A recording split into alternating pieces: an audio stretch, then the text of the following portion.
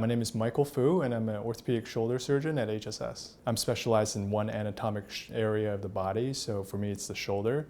So I do everything in the shoulder, and that ranges the whole spectrum of surgeries and conditions, ranging from shoulder instability in your young athlete to rotator cuff tears to shoulder arthritis. So I do everything from shoulder arthroscopy, minimally invasive surgery to open surgery, complex reconstructions, and shoulder replacements. I see a variety of different patients. So in my young athletes, it's usually your overhead throwing athletes, so baseball pitchers, volleyball players, swimmers that have conditions such as shoulder instability. So patients that have dislocated their shoulder before, patients that have what we call slap tears, which are very common in overhead throwing athletes, and patients that just need rehab and maybe some cortisone injections and some reassurance.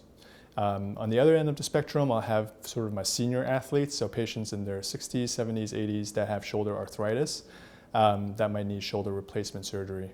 I think that's where the advantage of being specialized in one location of the body is that I do the full spectrum of treatment, ranging from non-operative treatment, physical therapy, injections, and then arthroscopic surgery, as well as your big open reconstructive surgeries.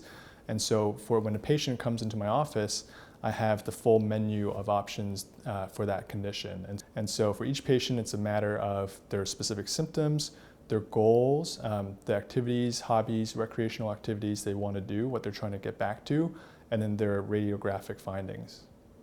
Yeah, so that's definitely the best part of my job is when we get a successful outcome and return patients back to what they do. And that can be a variety of things. So in a young athlete, that might be getting into a college scholarship, or a pro athlete getting back to playing or getting a new contract.